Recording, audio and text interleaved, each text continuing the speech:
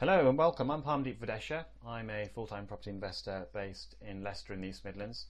I run a medium-sized rental property portfolio, a letting agency, and I do developments as well, all locally here in Leicestershire. I love to share what I've learned in property. So alongside my property business, I've also been running workshops since 2003. In total, I've spoken to around 10,000 people at different events I've run all over the country. And I've also written a best-selling course on finding below market value properties called Success Through Property.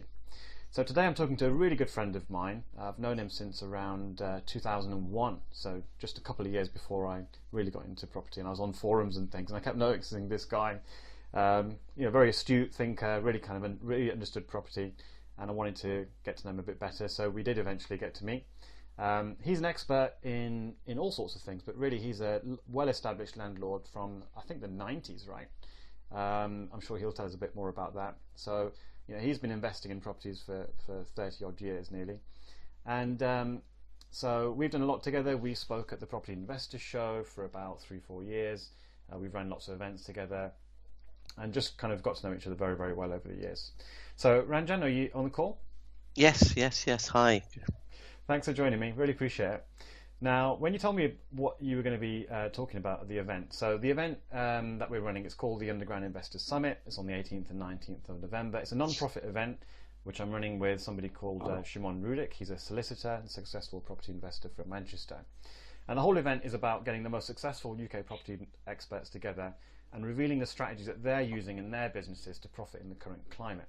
So there's no theory. It's it's not like a book-led type of thing. It's getting people like Ranjan to come and share what they're actually doing in their business, because we don't really hear about that, right? I mean, that's what they kind of do. We don't see that so much. So I wanted to get them up because, in my view, the things that have made me money are kind of ideas from other people who are successful, taking those ideas and applying them in my business. So when I heard about what you're doing, Ranjan, at the moment, I was really interested because your strategy that you're using in your business applies to any strategy in property, whether you're trading, whether you're owning properties, whether you're developing. Wow. And a lot of people get this wrong, right? So tell us some of the experiences you've had and tell us some stories about people who haven't got this right, corporatizing their property business and what it's cost them. Yes. I mean, I think let's just sort of roll back a little bit and go back to the days when you and I both started, if you like. Most people got involved in property in their own personal names, pretty much as sole trader type of businesses. If that was the best way to get financing, and it was just easier. And the general rule of thumb was you would only consider setting up corporate structures much later on in the game. In recent years, that's kind of turned on its head for several reasons. One, recent tax changes, which everyone knows about, Section 24, and how that affects buy-to-let landlords. But the other side of it is the way property is getting far more niche orientated. When we started, we pretty much did a very vanilla strategy, which was buying below market value from motivated sellers. These days, there are many different strategies, from doing development to looking at permitted development opportunities to looking at service departments, rent to rent, buy to sells, lead trading and packaging. There's just so many ways to profit from property. So we've got this two trends. One, taxation changes, and the second trend is that people are doing several fundamentally different businesses under the banner of property. And what that means is that people need to give a lot of consideration to what business entity they carry out a particular business in, what structures they actually set up. And people who get this wrong, and people who don't think about this before day one, can often find they're in a lot of trouble. I'll just share with you a couple of examples. I first became aware of this when I read Richard Branson's autobiography, where he talks about in the 70s, where he was very focused on the record business and getting Virgin Records up and going. But in the late 70s, because he didn't understand the taxation and business structure issues, he left it all to his finance people. He ran into a big spot of bother with the VAT people, and he was down for hundreds of grand in VAT, which nearly sunk him. And from that point on, he realized that understanding how the business needs to be structured in the most efficient way is one of the most fundamental skills of being a business entrepreneur, as equal in importance to actually the record business or whatever business activity Right. he's doing. Because if you're not clued up on how to structure that business, you will leak. You will leak profits through unnecessary taxation, and you will also find yourself uncompetitive against another player who is structured in the right way. So is that kind of like your argument you might make for someone like Starbucks competing with a local coffee shop, right?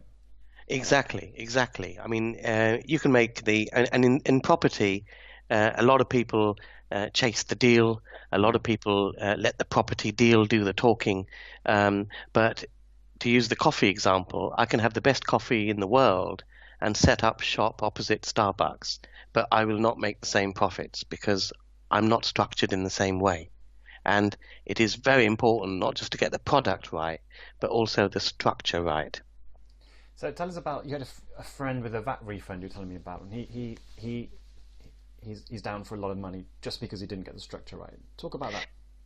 This is a classic example of how people operate because a lot of people they see their tax advisors after the financial year has ended and at a time when they need to file their tax returns, and that's after the event. This friend of mine, I mean, everyone knows that converting offices to residential accommodation is a tremendous opportunity, and a lot of people have done very, very well building units to let and units to sell from converted office blocks. But many of these office blocks are sold, they come registered for VAT. And it's very important that when you buy the property, you elect that property with the VAT office for VAT registration. If you miss that, or if you do it in the wrong way, then this friend of mine chased the deal, got very excited by the deal, did the deal, and found that 2 years on, when he's sort of claiming his VAT back on quite a significant conversion into 20 odd flats, he's left with 200 grand's worth of VAT, which he can't claim back. Wow. And it is simply because of lack of understanding of the process and timing.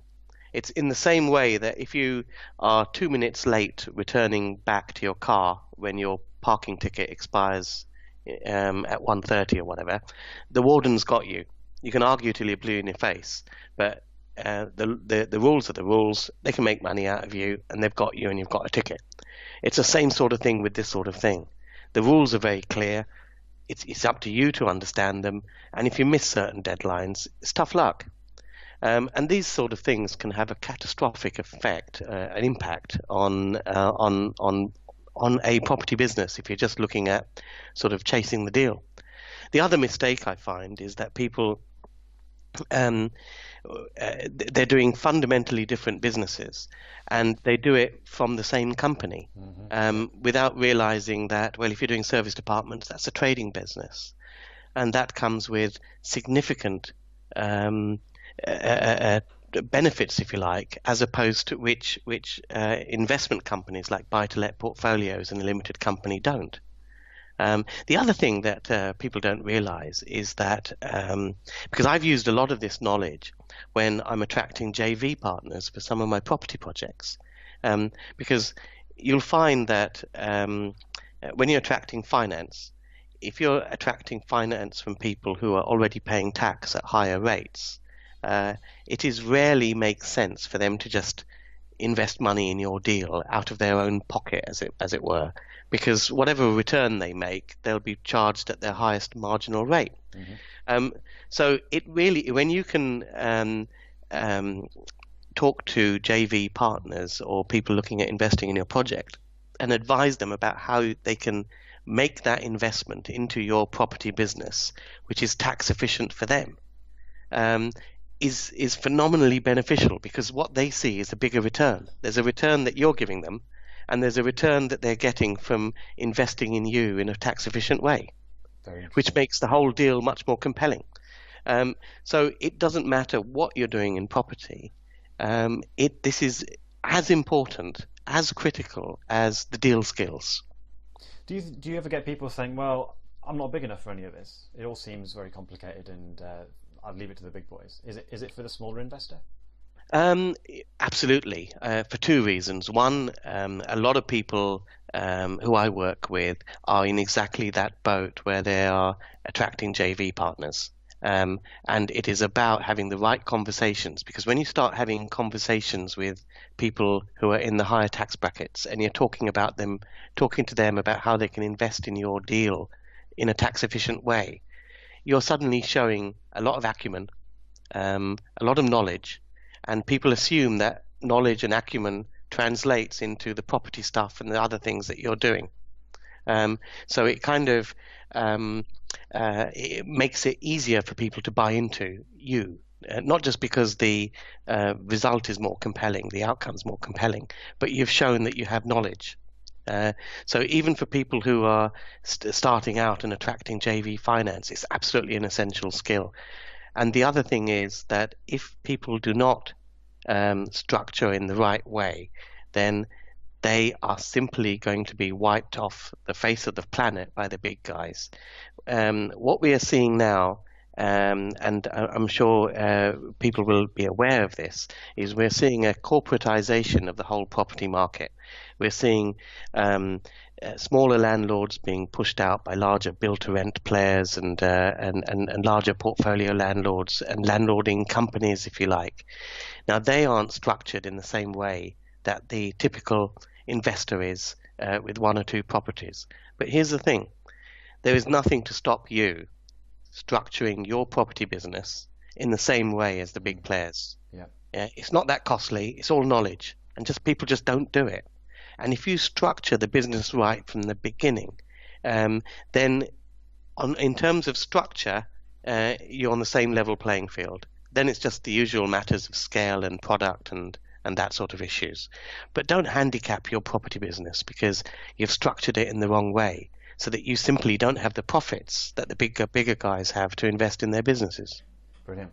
So you're going to be talking about corporatizing your property business at the Underground Investors Summit on the 18th and 19th of November. What are you going to be giving away for people who come along and listen to your talk? Yes, well, let me just kind of highlight some of the things that I'll be talking about. I'll be talking about how existing landlords with existing portfolios can convert that ownership into a corporate structure to save themselves on tax and get onto a more equal footing to some of the bigger companies. I'll be talking about how people who are looking to build a portfolio of rental properties can build the right structures from day one. And I'll talk a little bit about the structures you need for doing things like service departments, rent to rent, doing buy to sell, doing development activities, and lead trading activities as well, because they're all different types of structures that you need. And I'll compare and contrast the different forms of structures and how they kind of relate to each other, because it's all about setting the right corporate structures up for whatever property business that you want to do. What I'm giving away, there's a lot in my talk. I think you've got 2 days, but you've only given me 45 minutes. So it's difficult to get it all in. So I have got about a 50-page book that I'll be putting out alongside the talk. It's free, and people can get a copy of that and hopefully read it before they attend the talk, because it'll help them ask the right questions and absorb the information in the time that I've got available on the day. Brilliant. And you also get a spreadsheet, right? Calculator to work out the best Yes. In particular, one of the problems people are facing with existing portfolios is whether or not they should incorporate their existing portfolios into a limited company. And this is a complex question, and I've worked with many people, and there are people out there who have got 18, 19, 20 properties for whom incorporation is not the right thing for them. And there are other people with the same sort of portfolio size, and it's absolutely no-brainer, dead cert thing to do. And the spreadsheet tool helps you in that decision making. So it helps you put in a few numbers from your portfolio to help you decide whether incorporating your existing buy-to-lets is a worthwhile thing to do. Brilliant. Well, guys, if you use the link below the video, you'll be able to get a ticket worth £300 for only £97 if you're quick. Like I said before, it's the only event where you'll find the best property experts revealing the strategies they're using in their own property business, just like Ranjan is, as he described very successfully. And as I said, I've made a lot more money just copying great ideas from other people. You know, why go to all the hard work? Take someone like Ranjan's ideas and use them in your own business. And the best thing is, it's all for a good cause. It's a non-profit event. So love to see you there on the 18th and 19th of November. Come and meet dozens of other property investors, people with money, people with deals, people with great connections for you and your property business. And let's help you move things forward. So Ranjan, really appreciate your time, and I'll see you soon. Thank you. Thank you. Bye for now.